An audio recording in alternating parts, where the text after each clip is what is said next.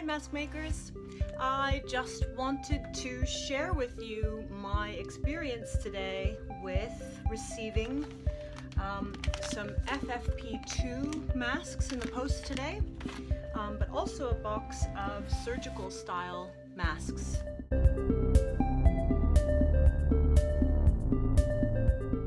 So Germany and France is considering now making this type of mask, which is basically the highest grade mask that the consumer can get a hold of, making this mask now mandatory to wear in public places such as grocery shopping, etc. These come in packs of 5,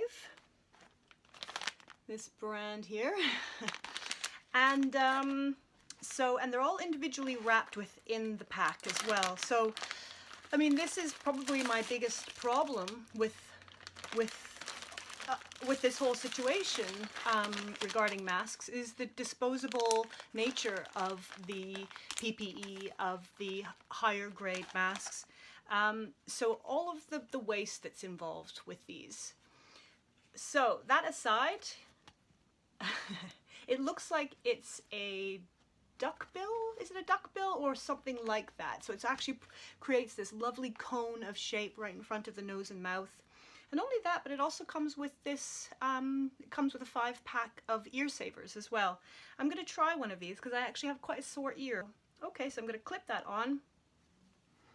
Ooh, it's quite tight though, behind my, there we go. So with the ear saver on, it actually goes behind my neck instead. Oop, hold on. This is a bit tricky because I think that as over the ears it's probably perfect, but if it needs to go right around, it gets a little tight. Now it's sort of going over the top of my ear to stay in place, for this top one to stay in place, and so that's okay. Now to adjust the nose bridge, the nose wire, and want to make that good and closed. So what size is this? Do they come in different sizes? I don't see really clearly about sizing. I do have clear instructions of how to fit it and how to use it.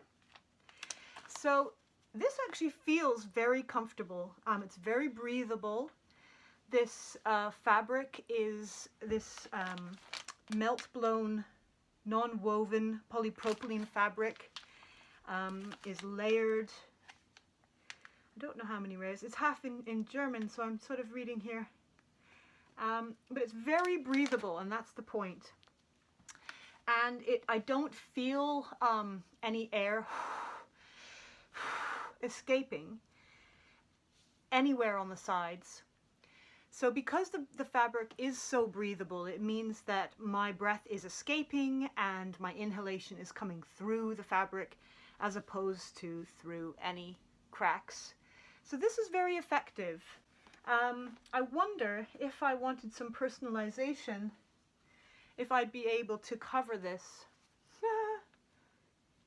It's smooshing, it's sort of squishing this bit, which it really sticks out. It's not like the most flattering mask, but it's going to be very, very safe. So I will wear this mask when I go to the grocery store right now, you know, as time goes on. And I can really, look, I can still feel the pressure here and here. I can't imagine having to wear one of these all day long.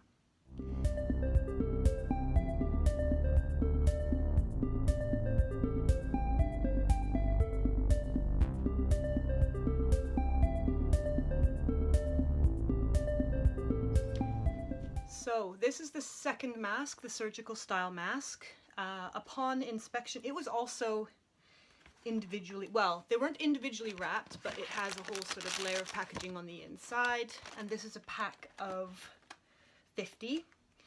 It's 3 layers, so it's 2 layers of non-woven polypropylene spun bond, and then the middle layer is melt blown. The one with the electrostatic charge, and also the layer that can't be washed because once it's washed, that it loses that electrostatic charge. So in theory, this is a very breathable, very protective mask. These 3 layers together make for a very, you know, a very effective mask. So, okay. So I'm going to squeeze it down here, create that bridge. Now I'm sorry to say that the nose wire is a bit flimsy, so it's not really staying in place. Okay, I want to fit that. Now, the first thing I notice is the smell. It's kind of got a funny smell inside of here, but maybe I get used to it after a while. Or maybe if I were to leave it unboxed for a while, maybe it would, like, is it off-gassing? I'm not sure. So, my eyes are getting flooded with my exhalation. This nose wire is not quite doing it for me. So this is my first impression, that it's got gaps. I have never worn one of these masks before, so this is a first for me. Possibly as I become more experienced at using this exact type of mask, I will know how to, I will learn an effective way of putting it on easily so that it prevents any gaps. It's very breathable, but as I've said, the air is just rushing past my eyes and my cheeks out the sides. So I suppose if I try, and this is what I've been seeing, if I try another mask on top, does that close the gaps?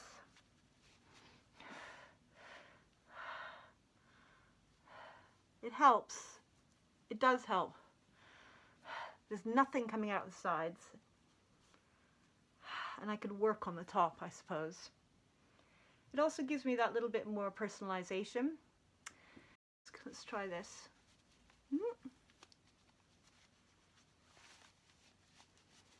See how this feels. Oh, so there's nothing coming up. That's quite a nice fit actually. I don't feel any air escaping at all. And breathability is very good. So that's actually a very nice option. My homemade cloth mask has improved the fit over this effective filtration yet poorly fitted mask. So the two of them together work very well actually. And there's one more thing I wanted to try, because I've never done this before, is a little disposable mask hack I have seen on the internet, but also that I saw at the dentist office recently. Our dentist was wearing his mask this way, and it looked like it fit really well. So here's what I've done. I folded the mask in half, and I'm tying a knot here and here. And I believe what this is going to do is it's going to create, we're going to be using a little bit of origami. Because see how I've tied that? If I open the mask now and put it on, obviously you've got these massive, great big gaping holes at the sides. But if I take that and then fold it inside, just the side in like a little boat, and this is very much like Dr. Songer's brilliant origami mask that she makes out of non-woven polypropylene and cotton. And so here what we've done is we've created this little boat, okay, and the ear loops are here. So in theory I can pop this on. Okay, is this the right way? Nope, sorry, upside down.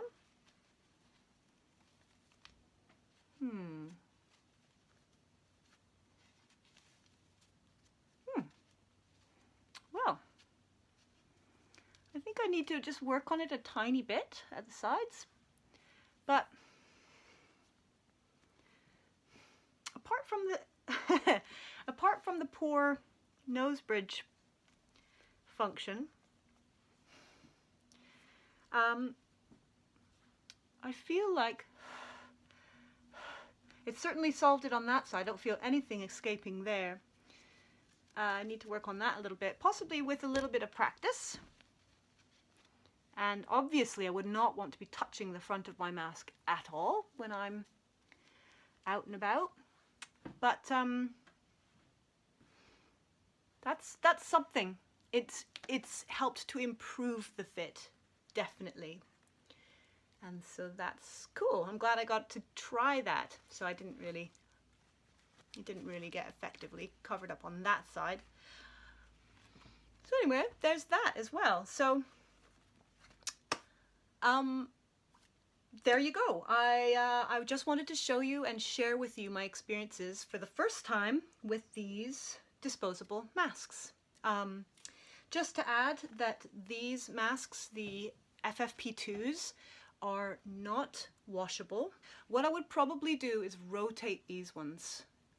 So use them for high risk situations, bring it home, hang it up for at least 72 hours, and then possibly, depending on how soiled it is, if it's reasonable, in a reasonable condition, and if it is your own face that was using it before, you know, hygiene, you could possibly use this again and maybe rotate with a few of them if you need to be going out. And you're not meant to cut these up in any way, because the melt blown middle layer is, the fibers are dispersed into the air and they are dangerous to breathe and to work around. I mean, one is meant to take precautions working around the fibers when cutting. So we don't really get into dissecting these and using the bits and pieces too much. Okay, that's where I'm at. Please leave some comments and any questions, and we'll try and figure it out as we go along. Bye all.